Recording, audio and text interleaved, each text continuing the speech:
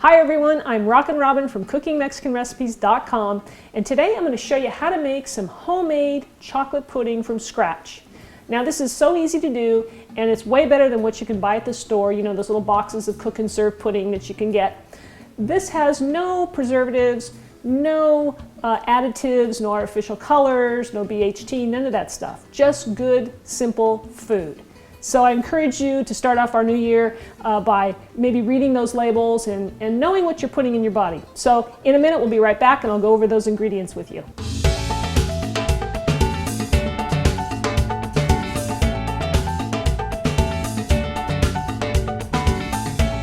So for our ingredients, we're going to need some vanilla extract. We're going to use some whole milk. I want you to use whole milk so that the pudding will be nice and rich and creamy. We're going to need about a half a cup of chocolate chips. Today I'm using milk chocolate, but you can use semi-sweet if you like. We'll need some sugar, and we'll need some unsweetened cocoa powder, some cornstarch, a little bit of salt, and 1 egg. And you can get all the exact measurements down below in the description. So before we get started with cooking, I want to go over some of the tools that you're going to need and get everything assembled at your stove. So you're going to need a 2-quart saucepan like this one. And I've got a large bowl. It's about the same size as that saucepan, and I already cracked and put my raw egg in the bowl so it's ready to go. Now the other thing you're going to need is you definitely have to have a whisk, and a spatula will come in handy. And then all the other ingredients that we have for the recipe are right here at my fingertips. So now we'll get started. So the first thing we want to do is put our cold whole milk into the pan. So I'm going to measure 2 cups of milk. And again, remember, it needs to be cold milk, because what we're going to do is we're going to be dissolving our cornstarch, and it needs to be cold. Otherwise, it will clump up. Okay, so the first thing I'm going to do, I'm not turning on the heat yet. I'm putting in the cornstarch, getting all that in there, and I'm going to whisk. And if you don't do that, we'll end up with some lumpy pudding. All right, once you've got that mixed in, I'm going to add the sugar. And give that a stir. And we'll add the cocoa powder and our pinch of salt. Just a little pinch. I'm going to stir this up first before I put the heat on. And I'm going to go ahead and put it on medium-low. And this is going to take a few minutes to stir and get everything to dissolve.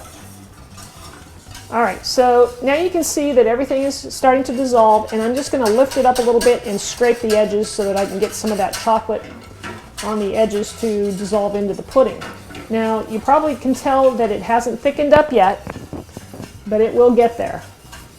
And once it does, once it starts to thicken up, I'm going to turn it up just a little bit, get a little bit more of a medium heat now. And we're just going to stir it, we're going to whisk it constantly. And once we get a little bubble going on, then we're going to set the timer and we're going to cook it while it's bubbling, while it's boiling, somewhere between 3 and 5 minutes. And you'll notice that it will thicken up significantly. So once this starts getting just a little bit hot now, it's getting ready to almost start to boil. I can see that the cornstarch is starting to take effect and it's starting to thicken. Can you see that? I think you can. I can feel it. And once it starts boiling, I might turn it down just a smidgen because it's on medium-high, and I'm going to set the timer for, we're going to set it for 5 minutes, and we'll see. I might finish it in 3. All right, so can you see the bubbles when I stop stirring? There they are, right around, mostly in the edges there. You can see them there. So it's important now to keep whisking and stirring. It's important to keep that whisk moving the whole time, otherwise it'll burn. So I'm just going to stir it vigorously. And like I said, if it gets too bubbly, too hot, turn it down just a smidgen, but you want to keep those bubbles going. The pudding was boiling now for about 3.5 minutes. Now I'm going to temper the egg. So take your whisk out and whip up your egg and stir it up like this. And I'm going to slowly pour in about half of the pudding mix.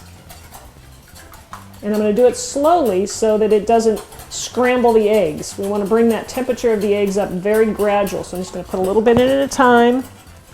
Okay, so I just keep adding slowly the pudding, like I said, till we get about half of it in there, just about there, and just keep stirring.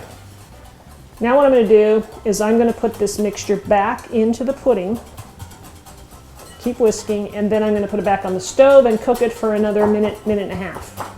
That way I make sure that the eggs are cooked. Okay, so now I'm going to put the egg mixture back into the pan so we can cook it further. There's my spatula. That's where the spatula comes in handy, is to get all of that back into the pan. And we're going to take the temperature back up and we're going to get it to boil again. And like I said, just for like a minute, minute and a half. That's all it's going to take. All right, I got the temperature back up to medium. And we're just going to continue to whisk. Now you can see it's coming back up to a boil. See the bubbles? Set your timer for another minute, minute and a half. So now all you have to do is pour the pudding into whatever dishes you want to use. These nice little dishes here work well because you get a nice serving. And we'll let it cool a little bit before we try it. You know what the fun part about making pudding is when you're the cook, you get to lick the pan.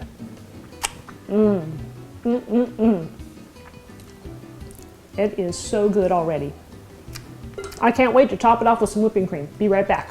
So my pudding's been sitting for about 5 minutes just to give it a chance to cool off a little bit so that it doesn't burn me when I taste it. And I actually went ahead and I whipped up some homemade whipping cream. So, you know, pudding's got to have whipping cream the way I see it. So it makes it just so much better. So I just took some whipping cream, added a little bit of vanilla, and a little bit of sugar, whipped it up by hand, and here we go. And I'm going to go ahead and top off my warm pudding, which is so nice. Just top that up a little bit. And it's so nice and creamy. I don't know if you can tell, but I'm going to give you a close-up of that. I'm telling you, this is so good. I mean, there's no reason not to make this. And it's not any more difficult than the packaged stuff. So give this a try. I know you're going to love it. This is fantastic. And don't you love it? You know what I love is when it sits and it gets that little skin on top. I love that too. So good, guys. Try this out. Let me know what you think. Leave me a comment below. And subscribe to my channel by clicking on that link right up there. And we'll see you soon. Thanks for watching.